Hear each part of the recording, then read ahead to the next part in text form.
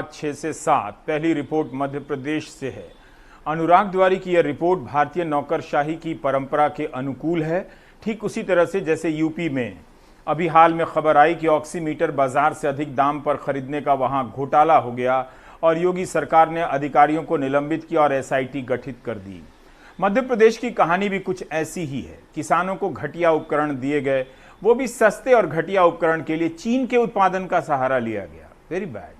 Corruption करने वालों को लगता है कि गोदी मीडिया का डिबेट वो नहीं देख रहे हैं आजकल, वरना पता चलता कि चीन से कोई भी माल खरीदकर भ्रष्टाचार करना भ्रष्टाचार से भी बड़ा गुनाह है। अनुराग की रिपोर्ट बताती है कि किसानों को सब्सिडी का जो हिस्सा था, किसानों की सब्सिडी का, वो निजी कंपनियों को दे दिया गया। करोड़ों पेड़ लगाने के दावे भी किए गए थे एक अन्य योजना में, पता चला कि कागजों में ही पूरे हुए। और तो और गेंदे के फूल को लेकर भी भ्रष्टाचार हुआ। देखिए,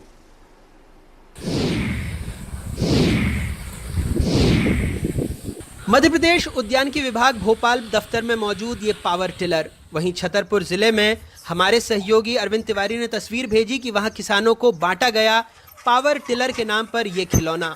इस छोटे से पावर टिलर ने मध्य प्रदेश में करोड़ों के उद्यानिकी घोटाले की परतें खोली हैं। मध्य प्रदेश में जो उद्यानिकी विभाग में घोटाला हुआ है उसके केंद्र में है ये पावर टिलर। कहते हैं कि ये छोटा सा पावर टिलर बड़े ट्रैक्टर का विकल्प है, जिससे खेती के बड़े बड़े काम हो सकते हैं, लेकिन इसी के नाम पर बड़े बड़े घोटाले हुए हैं। ये अमूमन 2 से 3 लाख का आता है, लेकिन इसके नाम पर किसानों को पकड़ा दिए गए हैं 20-25 हज़ार के वीडर, वो भी चीन के बने हुए। मध्य प्रदेश के उद्यानिकी विभाग में 100 करोड़ रुपए की यंत्रीकरण योजना में पावर टिलर खरीदने में प्रारंभिक जांच में ही आर्थिक अनियमितता की पुष्टि हो चुकी है। किसानों को केंद्र से अनुदान देने के नाम पर इस मशीन की जगह सस्ते और घटिया चीन के बने उपकरण बांटकर फर्जी कागज पर बनी कंपनियों ने करोड़ों कमाए और इसमें मदद की किसानों का हक छीनने वाले उद्यानिकी विभाग के अफसरों ने। दरअसल उद्यानिकी विभाग की इन मशीनों में बड़े घोटाले हुए। केंद्र की इस योजना में नियमों के मुताबिक हितग्राही के खाते में सीधे 50% रकम जाती है, यानी डीबीटी। नियम था किसान का पंजीयन, सत्यापन, स्वीकृति आदेश के बाद किसान बाजार से यंत्र खरीदे, अधिकारी जाकर सत्यापन करे, फिर बिल जनरेट होकर किसान को अनुदान का पैसा जाता था। लेकिन आरोप है कि किसानों के खातों में राशि भेजने की जगह कंपनियों को भुगतान करवा दिया गया। आरोप है कि उपकरणों को 2 गुने से ज़्यादा दामों में खरीदा गया, किसानों की जगह सीधे कंपनियों को भुगतान किया गया। पहले योजना में ट्रैक्टर विद रोटावेटर दिए जाते थे जिनका आरटीओ में रजिस्ट्रेशन होता है, लेकिन 2019-20 में पावर टिलर और पावर वीडर दिए गए जिनका रजिस्ट्रेशन नहीं होता। यही नहीं, एमपी एग्रो ने जिन कंपनियों से पावर टिलर खरीदे हैं उनका रजिस्ट्रेशन नहीं मिला है। सूत्रों के मुताबिक साल 2019-20 में अफसरों ने किसानों को 1.5 लाख रुपए कीमत के पावर टिलर की जगह 21 से 52 हज़ार रुपए के सस्ते पावर वीडर और पावर स्प्रेयर बांटे। ये सारे कृषि यंत्र मेड इन चाइना हैं। दरअसल सारा विवाद इस दफ्तर यानी एमपी एग्रो से शुरू हुआ। डीबीटी खत्म करके एमपी एग्रो से खरीदी शुरू हुई। आरोप लगे कि सप्लायर एमपी एग्रो में रजिस्टर्ड नहीं थे, उन्हें फायदा पहुंचाने ऐसे आदेश निकाले गए कि कंपनी के खाते में अनुदान की राशि जा सकती है।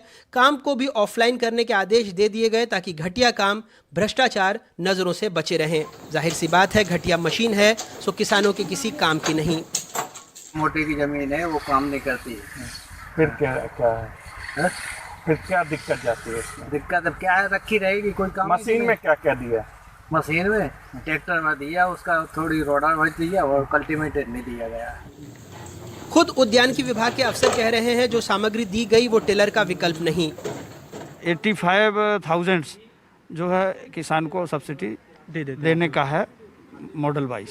एक घोटाला आपके विभाग में सामने आया है, तो उसमें जो वीडर दिए गए हैं कई जगहों पर, तो क्या वो इसका विकल्प हो सकते हैं? क्या उनसे वो काम हो सकता है जो इस पावर टिलर से हो जाता है? नहीं सर, अब वीडर तो अलग चीज़ है। वीडर होता है गुड़ाई, निदाई गुड़ाई के लिए उपयोग किया जाने वाला वीडर होता है, जो सोयाबीन वीडर, पैडी में कोनो वीडर या गुड़ाई के जो यंत्र होते हैं वो वीडर कहलाते हैं, वो अलग चीज़ है। ये पावर टिलर एक मिनी ट्रैक्टर, छोटा ट्रैक्टर है और ये कृषि कार्य के लिए उपयोगी है। ये छोटा पावर टिलर जो राज्य में कुल 1647 किसानों को बांटा गया, मध्य प्रदेश में उसने पावर गैलरी को हिला दिया। कांग्रेस 2017 से शिवराज सरकार के वक्त की भी जांच कराने की मांग कर रही है। एनडीटीवी के पास इस जांच दल के 11 पन्नों की वो एक्सक्लूसिव रिपोर्ट है जो परत दर परत इस घोटाले की पोल खोलती है।